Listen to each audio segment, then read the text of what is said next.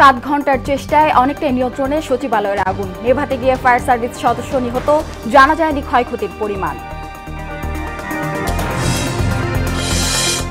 অবৈধ বাংলাদেশি ও রোহিঙ্গা ইস্যুতে উত্তপ্ত দিল্লি, পরস্পর বিরোধী অভিযোগে বিজেপি এএপি সংঘাত চরমে। আমদানি প্রবণতা বাড়ায় অস্থির ডলার বাজার, রাষ্ট্র ব্যবস্থাপনায় গলদ দেখছেন ব্যবসায়ীরা। দ্বিমুখী নীতি পরিহারের পরামর্শ অর্থনীতিবিদদের।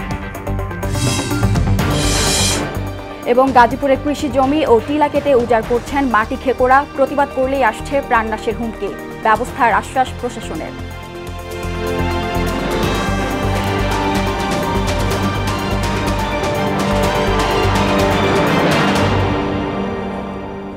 আসসালামু আলাইকুম, সবাইকে মোহনা সংবাদে স্বাগত। শুনছিলেন শিরোনাম, সঙ্গে আছি সুরাইয়া শুভ্রা। এবার বিস্তারিত। মধ্যরাতে আগুন লেগেছে প্রশাসনের কেন্দ্রবিন্দু সচিবালয়ে। রাত 2টার দিকে 7 নম্বর ভবনের 6ষ্ঠ, 7ম ও 8ম তলায় এই অগ্নিকাণ্ডের ঘটনা ঘটে।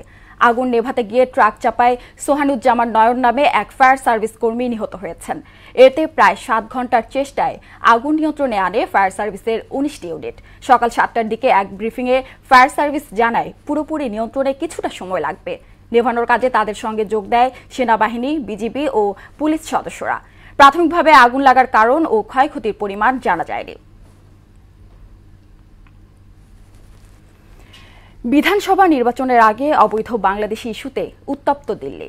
বিজেপি ও ক্ষমতাসীন আম আদমি পার্টির সংঘাত চরমসীমায় পৌঁছেছে।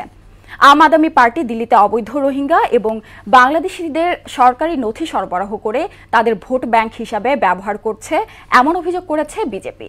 বিস্তারিত কাজী শাহরিনের ডেস্ক রিপোর্টে।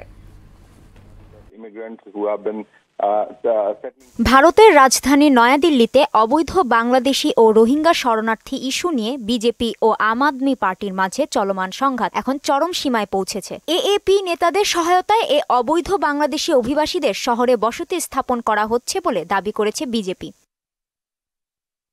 দলটি নির্বাচনে তাদের ভোট ব্যাংক হিসেবে ব্যবহার করার জন্য রেশন কার্ডের মতো সরকারি নথি প্রদান করছে বলেও অভিযোগ জানিয়েছে বিজেপি। তবে এ নিয়ে কোনো প্রতিক্রিয়া জানায়নি আম আদমি পার্টি। এদিকে দিল্লি সরকারের শিক্ষা বিভাগ সোমবার এক বিজ্ঞপ্তি জারি করে সব স্কুলকে ভর্তি প্রক্রিয়া চলাকালীন শিশুদের পরিচয় সংক্রান্ত নথি যাচাই বাছাই করতে বলেছে। অবৈধ বাংলাদেশি পরিবারের কোনো শিশুকে যেন স্কুলে ভর্তি করা না হয় এবং কোনো শিক্ষার্থী নাগরিকত্ব নিয়ে সন্দেহ দেখা দিলে সে বিষয়ে পুলিশ ও প্রশাসনকে জানানোর নির্দেশ দেয়া হয়। দিল্লিতে কতজন রোহিঙ্গা শরণার্থী বা অবৈধ বাংলাদেশি রয়েছে ভারত সরকারের কাছে তার কোনো পরিসংখ্যান নেই। কাজী শাহরিন, মোহনা সংবাদ। রমজান সামনে রেখে আমদানি প্রবণতা বাড়তে থাকায় অস্থির হয়ে উঠেছে ডলার বাজার। বর্তমানে খোলা বাজারে ডলারের দাম ঠেকেছে 129 টাকায়। আরও বাস্তবতা হচ্ছে 5 বছরের ব্যবধানে ডলারের দাম বেড়েছে 45 টাকা। এজন্য রাষ্ট্রের অতি বাড়াবাড়ি ব্যবস্থাপনাকে দায়ী করেছেন ব্যবসায়ীরা। আর পরিস্থিতি উত্তরণে দ্বিমুখী নীতি পরিহারের পরামর্শ দিয়েছেন অর্থনীতিবিদ শাহাদত সিদ্দিকী। মনিরুল ইসলামের রিপোর্ট। রমজান সামনে রেখে বাড়ছে আমদানির পরিমাণ। এছাড়া ঊর্ধ্বমুখী বকেয়া এলসি পরিশোধের হার বাড়ছে, বিদেশ ভ্রমণ, সঙ্গে আছে হুন্ডির দৌরাত্ম্য। কিন্তু চাহিদার বিপরীতে ডলারের যোগান তেমন নেই। 2022 সালেও ডলারের দাম ছিল 85 টাকা। পরের বছর কিছুটা স্থিতিশীল হয়, তবে 2022 সালে 2.5 টাকা বেড়ে হয় 88 টাকার কাছাকাছি। পরের বছর এক লাফে বাড়ে 22 টাকা। আর বর্তমানে ডলারের দাম ঠেকেছে 129 টাকায়, যা সরকারের বেঁধে দেওয়া দাম থেকে অন্তত 8 টাকা বেশি। সংশ্লিষ্টরা বলছেন, মূল্যস্ফীতির চাপে ডলারের বিনিময় হার বেড়ে যাওয়া মানে মরার উপর খাড়ার ঘা। ডলার ক্রাইসিসের মূল কারণ করাপশন, এটা আমরা সবাই জানি। কিন্তু এখন করাপশনের জন্য গভর্নমেন্ট অনেকগুলো পদক্ষেপ নিয়েছে যাতে নতুন করে আর করাপশন না হয়। তবে ডলার সংকটের জন্য রাষ্ট্রের অতি বাড়াবাড়ি ব্যবস্থাপনাকেও দায়ী করলেন ব্যবসায়ীরা। আমি যদি এই মুহূর্তে $100,000 বাংলাদেশে ইনজেক্ট করতে চাই, আমি করতে পারবো, কিন্তু প্রবলেম হলো এই ডলারটা আমি ইউটিলাইজ করতে পারবো না, আমার অনেকগুলো ব্যারিয়ার্স থাকবে। ওয়ারাজ আমি যদি আমার ইউএস কোম্পানি থেকে দুবাইতে আমি ডলার ইনজেক্ট করতে চাই, উইদাউট কোশ্চেন আমি কিন্তু ডলার শুধুমাত্র ইনভয়েসের এগেনস্টে আমি ডলারটা ওইখানে দিতে পারতেছি। অর্থনীতিবিদ শাহাদত সিদ্দিকী বলেন, ডলার সংকট নিরসনে সরকারের পলিসিতে পরিবর্তন দরকার। দ্বিমুখী নীতির কারণে পরিস্থিতি আরও জটিল হচ্ছে। যে টাকা এখন উঠানোর কথা সেই টাকা এখন বাজারে ছাড়ছে, যে কারণে যে নীতি কার্যকর হওয়ার কথা সেই নীতিকে অকার্যকর করে দিচ্ছে কিন্তু সরকারের এই নীতি। রাষ্ট্রকে কিন্তু এই ধরনের দ্বিমুখী কাজ করতে হচ্ছে। আর যখন কেউ দ্বিমুখী নীতি অবলম্বন করে তখন কিন্তু যে কোনো দেশেরই যে কোনো ক্ষেত্রে এই সমস্ত পলিসি কিন্তু কার্যকর হয় না। আর্থিক সক্ষমতা ধরে রাখতে না পারলে ডলার সংকটের বোঝা দূর হবে না বলেও মনে করেন এই অর্থনীতিবিদ। আর্থিক সক্ষমতা না বাড়াতে পারেন সেই বোঝা কিন্তু দিনের দিন বাড়তেই থাকবে। অতএব সেই ক্ষেত্রে টাকার মান ধরে রাখাটা আমি মনে করি এই বছরটাতেও চ্যালেঞ্জ ছিল এবং সামনেও সেই চ্যালেঞ্জটা বিরাজ করার একটা অবস্থা আমি দেখতে পাচ্ছি। মনিরুল ইসলাম, মোহনা সংবাদ, ঢাকা। গাজীপুরের কালিয়াকৈর উপজেলার বিভিন্ন এলাকায় কৃষি জমি ও টিলা মাটি কেটে নিচ্ছে মাটি খেকোড়া। বিষয়টি নিয়ে প্রতিবাদ করতে গেলে ভয়ভীতি ও প্রাণনাশের হুমকি দিচ্ছে বলে অভিযোগ এলাকাবাসীর। এছাড়া বড় বড় ড্রাম ট্রাকে মাটি নেয়, সড়কের কালভার্ট ও ইটের সোলিং ওঠায় দুর্ভোগে পড়েছে শিক্ষার্থী সহ 7 গ্রামের মানুষ। প্রশাসনের পক্ষ থেকে খুব শীঘ্রই ব্যবস্থা নেওয়া হবে। আলহাজ হোসেনের প্রতিবেদন, জানাচ্ছেন বুসরাত জাহান। গাজীপুরের কালিয়াকৈরে সরকারি আইন লঙ্ঘন করে মাটি কাটার যন্ত্র দিয়ে 2 ফসলি ও টিলা মাটির 25 থেকে 30 ফুট গর্ত করে কাটা হচ্ছে মাটি। উপজেলার রশিদপুর, মজিদচালা, জাথালিয়া, সাদুল্লাপুর সহ বিভিন্ন এলাকায় রাতের আধারে ইট ভাটার জন্য মাটি কেটে নিচ্ছে প্রভাবশালীরা। ড্রাম ট্রাক দিয়ে মাটি নেওয়ায় সড়ক নষ্ট হয়ে চরম দুর্ভোগে পড়েছে শিক্ষার্থী, রোগী সহ চলাচলকারীরা। বিষয়টি উপজেলা প্রশাসনকে জানালেও তারা কোনো পদক্ষেপ নিচ্ছেন না বলে অভিযোগ স্থানীয়দের। মাটি খেকোদের প্রতিবাদ করলেই এলাকাবাসীকে দিচ্ছে প্রাণনাশের হুমকি। এই যে মাটিগুলা কাটতেছে অবৈধভাবে, মাটি কাটা একদিকে পরিবেশের ক্ষতি করতেছে, আর মাটির গাড়িগুলো এমন ভাবে আসে 10টা 20টা 15টা করে ট্রাক একসাথে ঢুকে দেয়। রাত্রে বাচ্চারাও ঘুমাইতে পারে না, অসুস্থ রোগী যারা আছে তাদেরও সমস্যা হয়। রাস্তা ভেঙে যাওয়ার পর আমাদের যাওয়া আসায় হঠাৎ করে দুর্ঘটনা ঘটতে পারে। রাত্রে মাটির গাড়ি এসে এটা ভেঙে গিয়েছে, আর আমরা এখন স্কুলে যাওয়া আসার সময় অনেক রিস্কের সাথে আসতে হয়। ভাঙার কারণে রাত্রের বেলা গাড়ি, দিনের বেলায় তো আসা যায় কিন্তু রাত্রের বেলায় গাড়ি আসতে গেলে দেখা যাইতেছে পড়ে যায়। মাটি খেকোদের ভয়ে দিন কাটাচ্ছে এলাকাবাসী বলে জানালেন স্থানীয় ইউপি সদস্য। মাটি নিয়ে যদি কেউ প্রতিবাদ করে তাকে ভয়ভীতি দেখিয়ে মাটি নিয়ে যাবে হুমকি দিয়ে প্রদান করে। বিষয়টি জানতে পেরে উপজেলা কর্মকর্তা বলছেন খুব শীঘ্রই ব্যবস্থা নেওয়া হবে। রাত যত গভীর হয় এরকম একটা সিচুয়েশনে অনেক কিছু অসাধু ব্যবসায়ী আপনার এই মাটিগুলা কাটে এবং বিক্রি করে। আসলে এই ধরনের কাজ যেটা এটা আইন বিরোধী। ইউনিয়ন পরিষদ এবং উপজেলা প্রকৌশলী কার্যালয়কে নির্দেশনা দিয়েছি যে যারা কাজগুলো করেছে তাদের বিরুদ্ধে প্রমাণক সংগ্রহ পূর্বক আইনগত ব্যবস্থা নেওয়ার জন্য। প্রশাসন অবিলম্বে অভিযান চালিয়ে মাটি কাটা বন্ধ করে দিবে এমনটি আশা করছেন এলাকাবাসীরা। বুসরাত জাহান, মোহনা সংবাদ। ঘন কুয়াশা আর সূর্যের লুকোচুরি খেলায় সারা দেশে জেগে বসেছে শীত। সঙ্গে আছে কনকনে বাতাস, যা শীতের তীব্রতা দ্বিগুণ বাড়িয়ে দেয়। এছাড়াও হাসপাতালে প্রতিদিন শীতজনিত আক্রান্ত রোগীর সংখ্যা বাড়ছে। হঠাৎ করে রোগীর চাপ বৃদ্ধি পাওয়ায় হিমশিম খেতে হচ্ছে হাসপাতালের দায়িত্বরতদের।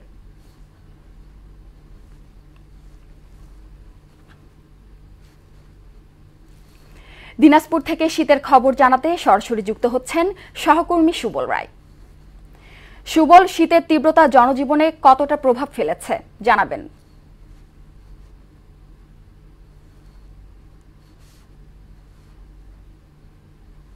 যে দিনাজপুরে আজকে কিন্তু কুয়াশার কোনো দাপট নেই, এই কারণে যে হিমেল হাওয়ার কারণে কিন্তু মূলত এই ঠান্ডা আমরা অনুভব করছি। আপনি জানেন যে আমি এখন দাঁড়িয়ে আছি দিনাজপুর জেলার বিরল উপজেলার রবিপুর মোড় এলাকায়। তো আমি আপনাকে জানিয়ে রাখি যে গত কয়েকদিন ধরেই কিন্তু আমাদের সূর্য দেখা মিলছে, কুয়াশার দাপট একদমই পুরোটাই নেই।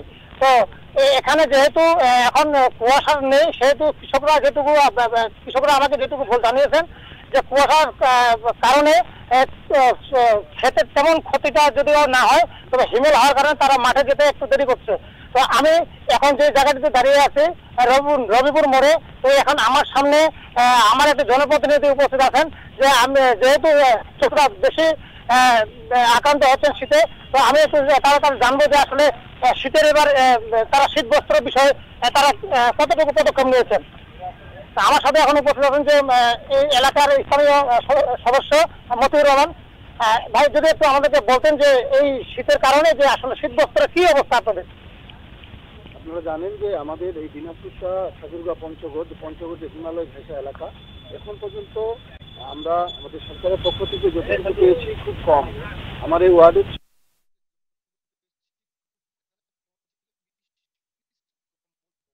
ওয়ার্ড সদস্য হিসাবে, তাহলে এই অপারেশন শীত প্রস্তুতি আমাদের এখানে যারা বয়স্ক আছে, যারা মহিলা আছে, তাদের কিন্তু শীত বেশি, এবং যারা আমাদের এখানে যে দরিদ্র মানুষ বেশি, হতদরিদ্র মানুষ বেশি, তাদের কিন্তু নিম্ন আয়ের মানুষ, এবং তাদের কিন্তু শীতবস্ত্র কেনার অবস্থা কম।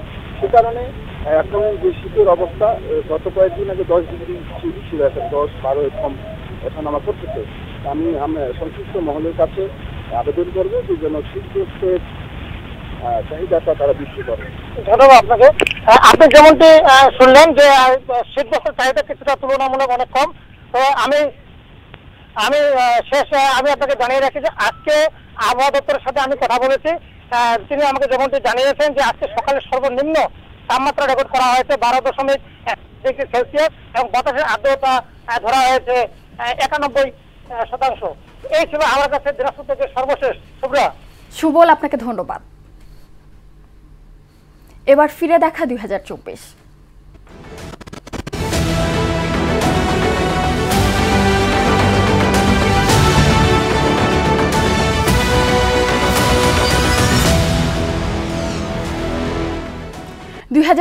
সালের শেষাংশে দক্ষিণ এশিয়ার দুই দেশে বাংলাদেশ ভারত দ্বিপক্ষীয় সম্পর্কে চির ধরেছে।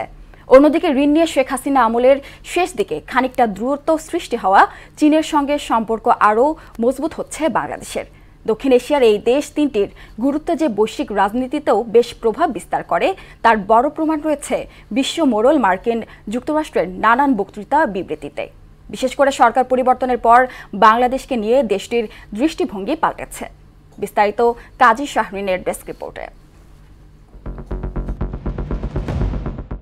ভারত ও বাংলাদেশের মধ্যে সাংস্কৃতিক, অর্থনৈতিক ও রাজনৈতিক সম্পর্কের দীর্ঘ ইতিহাস রয়েছে। তবে সম্প্রতি এ সম্পর্কে বেশ চির ধরেছে গত 5 অগস্ট গণ অভ্যুত্থানে শেখ হাসিনা সরকারের পতনের পর। নোবেল বিজয়ী অর্থনীতিবিদ প্রফেসর মোহাম্মদ ইউনূসের নেতৃত্বে অন্তর্বর্তী সরকার দায়িত্ব নেবার পর চির ধরা সম্পর্ক বেশ বড় ধরনের ফাটলে রূপ নিতে থাকে। ঢাকা দিল্লি অর্থনৈতিক ও বাণিজ্যিক সম্পর্ক খানিকটা সচল থাকলেও 4 মাসেরও বেশি সময় ধরে বন্ধ রয়েছে ভারতীয় ভিসা প্রদান। এর বাইরেও বাংলাদেশ নিয়ে ভারতীয় গণমাধ্যমে চলছে অকল্পনীয় মিথ্যাচার ও অপপ্রচার। সব মিলিয়ে সম্পর্ক এতটাই তলানিতে নেমেছে যে ভারতীয় পররাষ্ট্র সচিবের ঢাকা সফরেও এতে মলমের প্রলেপ দিতে পারেনি। বিশ্লেষকদের মতে দ্বিপাক্ষীয় সম্পর্ক মজবুত রাখতে দল বা ব্যক্তির চেয়ে রাষ্ট্রকে প্রাধান্য দিতে হয়, কিন্তু বিগত 15 বছরে হয়েছে উল্টোটা, যার প্রমাণ মেলে বিদায়ী বছরে। বাংলাদেশের পরিবর্তে দিল্লি সরকার শুধু শেখ হাসিনার ওপর বাজি ধরায় স্মরণকালের সবচেয়ে তলানিতে নেমেছে ভারত বাংলাদেশ সম্পর্ক। তারা সম্পর্কটা অনেক ক্ষেত্রে G2G, government to government level রেখেছে, এবং এই গভর্নমেন্টের মধ্যেও তারা একটি পলিটিক্যাল পার্টিকে প্রাধান্য দিয়েছে, যেটা তাদের পররাষ্ট্রনীতির একটি বিশাল ফাঁক বলে আমি মনে করি। সম্পর্কের এমন টানাপোড়েনে ভারতের ভেতরেও উদ্বেগ আছে। বাংলাদেশের সঙ্গে বিবাদে জড়ানোর পর 7 সিস্টার্স নিয়ে কিছুটা হলেও মাথা ব্যথা বেড়েছে ভারতের। 7 সিস্টার্স খ্যাত 7 রাজ্যে যেতে বাংলাদেশের দিনাজপুর ও পশ্চিমবঙ্গের শিলিগুড়িকে বলা হয় চিকেন নেক। ফলে এই চিকেন নেককে সুরক্ষিত রাখতেই বাংলাদেশকে প্রয়োজন ভারতের। অন্যদিকে অর্থনৈতিক বিনিয়োগ ও সামরিক সহযোগিতার ক্ষেত্রে বাংলাদেশে যে দেশটির প্রভাব ক্রমাগত বাড়ছে তার নাম চীন। সম্প্রতি প্রথমবারের মতো যৌথ সামরিক মহড়া করেছে দুদেশ, যা প্রতিরক্ষা সম্পর্ককে আরও গভীর হওয়ার ইঙ্গিত দিচ্ছে। এর বাইরেও বিভিন্ন ক্ষেত্রে বাংলাদেশ চীনের গলায় গলায় সম্পর্ককে ভারত সবসময় বাঁকা চোখেই দেখে আসছে। দৃশ্যত চীনের সঙ্গে সম্পর্ক ভালো না ভারতের। দক্ষিণ এশিয়ায় প্রভাব বিস্তারের জন্য বরাবরই দুদেশের মধ্যে চলছে প্রতিদ্বন্দ্বিতা। ভারত বিশ্বাস করে চীন দক্ষিণ এশিয়ায় তাদের আধিপত্য খর্ব করার চেষ্টা করছে। এক্ষেত্রে চীনের নীতি হচ্ছে ধীরে চলো নীতি। দক্ষিণ এশিয়ায় আধিপত্য বিস্তারে বাংলাদেশের সঙ্গে সুসম্পর্ক রেখে এগোচ্ছে তারা। এদিকে বাংলাদেশ, ভারত ও চীন এই 3 দেশ নিয়ে মার্কিন যুক্তরাষ্ট্র একটি গুরুত্বপূর্ণ ভূমিকা পালন করে। ইন্দো প্যাসিফিক অঞ্চলে চীনের প্রভাব মোকাবেলায় ভারতের সঙ্গে কৌশলগত অংশীদারিত্বও রয়েছে দেশটির। রাশিয়ার মিত্র হলেও ভারত বিভিন্ন আন্তর্জাতিক ফোরামে যুক্তরাষ্ট্রের সমর্থন পেয়েছে। দেশটিকে সামরিক সহযোগিতাও প্রদান করেছে যুক্তরাষ্ট্র। মূলত চীনা সামরিক শক্তিতে ভারসাম্য আনতেই মার্কিনীদের এমন ভারত প্রীতি। আঞ্চলিক স্থিতিশীলতা নিশ্চিতে বাংলাদেশের সঙ্গে মার্কিন যুক্তরাষ্ট্রের সম্পৃক্ততাও বৃহত্তর কৌশলের অংশ। বিশ্লেষকদের মতে পূর্বে যুক্তরাষ্ট্র বাংলাদেশকে দেখত ভারতের চোখে, তবে বাংলাদেশের পট পরিবর্তনের ফলে কিছুটা হলেও পাল্টেছে দৃষ্টিভঙ্গি। অনেকেই মনে করছেন বাংলাদেশকে আর ভারতের চোখে দেখতে চায় না যুক্তরাষ্ট্র। প্রমাণ হিসেবে বাংলাদেশের জাতীয় নির্বাচন ঘিরে অন্তর্বর্তী সরকারের বিভিন্ন পদক্ষেপে দেশটির সমর্থনের কথা বলছেন বিশ্লেষকরা। কাজী শাহরিন, মোহনা সংবাদ। স্বল্প পুঁজি, কম পরিশ্রমে অধিক লাভ হওয়ায় চট্টগ্রামের সীতাকুণ্ডে জনপ্রিয় হচ্ছে প্যাকিং জাতের হাঁস পালন। এতে দূর হচ্ছে বেকারত্ব এবং বাড়ছে আয়ের উৎস। পাশাপাশি খামারিরা বহুমুখী আয়ের সঙ্গে সম্পৃক্ত হচ্ছেন। নতুন উদ্যোক্তা সৃষ্টির লক্ষ্যে মাঠ পর্যায়ে সহযোগিতা করছে পল্লী ডেভেলপমেন্ট কর্মকর্তা। সুমন কুমারদের প্রতিবেদন, জানাচ্ছেন শারমিন স্বর্ণা। পল্লী কর্মসহায়ক ফাউন্ডেশন PKSF এর সহযোগিতায় মাঠ পর্যায়ে সদস্যদের বহুমুখী আয় ও ক্ষুদ্র উদ্যোক্তা তৈরির লক্ষ্যে বিভিন্ন কর্মসূচি বাস্তবায়ন করে। এরই ধারাবাহিকতায় পেকিং জাতের হাঁস পালন অন্যতম। এই হাঁসের মাংস ও ডিম উৎপাদনের উদ্দেশ্যে পালন করা হয়। পুকুরে মাচা পদ্ধতিতে পেকিং জাতের হাঁস পালন করা যায়। এ হাঁস পুকুর বা জলাশয় পালন করা সহজ। এতে অল্প খরচে অধিক লাভ হয়। এছাড়া এর ডিম ও মাংস আমিষের চাহিদা পূরণের অন্যতম উৎস। শুধু ডিম বিক্রি করলে আমি এখানে 40% থেকে 45% প্রফিট পাবো। কৃষি, মৎস্য, প্রাণী খাতে বিভিন্ন যে প্রযুক্তি এই সম্প্রসারণের কাজ করি, আবার খামারিদেরকে আমরা দক্ষতা বৃদ্ধিমূলক প্রশিক্ষণ দিই। আমাদের মূলত এই প্রদর্শনীর 3টে উদ্দেশ্য থাকে। পেকিং হাঁসের মাংসের সারা বছর নিরাপদ মাংসের সহজলভ্যতা, এই অধিক উৎপাদনশীল জাতের সম্প্রসারণ, পাশাপাশি রোগের প্রাদুর্ভাব কমানোর লক্ষ্যে মূলত আমরা এই প্রদর্শনীটা মাঠ পর্যায়ে দিয়ে থাকি। নতুন উদ্যোক্তা সৃষ্টির লক্ষ্যে মাঠ পর্যায়ে সহযোগিতা করা হচ্ছে বলে জানান পল্লী উন্নয়ন কর্মকর্তা।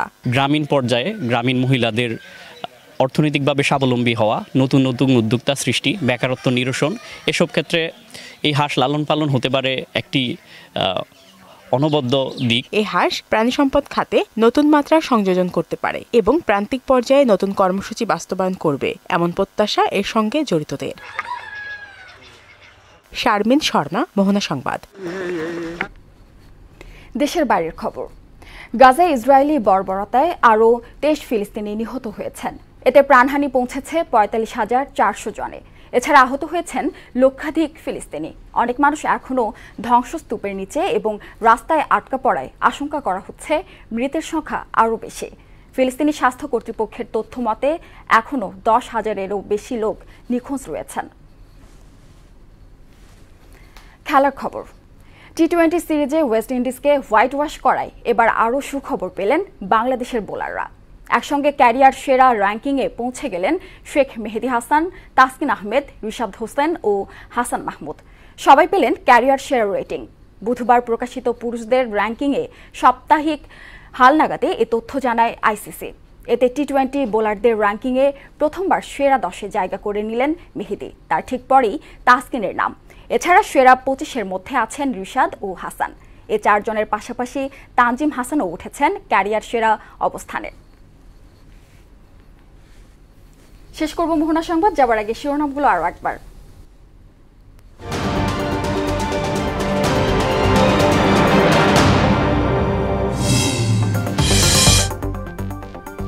সাত ঘন্টার চেষ্টায় অনেকটাই নিয়ন্ত্রণে সচিবালয়ের আগুন। নেভাতে গিয়ে ফায়ার সার্ভিস সদস্য নিহত, জানা যায়নি ক্ষয়ক্ষতির পরিমাণ। অবৈধ বাংলাদেশি ও রোহিঙ্গা ইস্যুতে উত্তপ্ত দিল্লি, পরস্পর বিরোধী অভিযোগে বিজেপি AAP সংঘাত চরমে। আমদানি প্রবণতা বাড়ায় অস্থির ডলার বাজার, রাষ্ট্র ব্যবস্থাপনায় গলদ দেখছেন ব্যবসায়ীরা। দ্বিমুখী নীতি পরিহারের পরামর্শ অর্থনীতিবিদদের। এবং গাজীপুরের কৃষি জমি ও টিলা কেটে উজাড় করছেন মাটি খেকোড়া। প্রতিবাদ করলে আসছে প্রাণনাশের হুমকি, ব্যবস্থার আশ্বাস প্রশাসনের।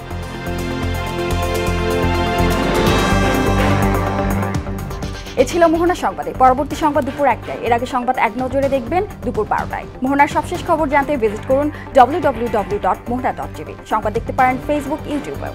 এতক্ষণ সঙ্গে থাকার জন্য ধন্যবাদ।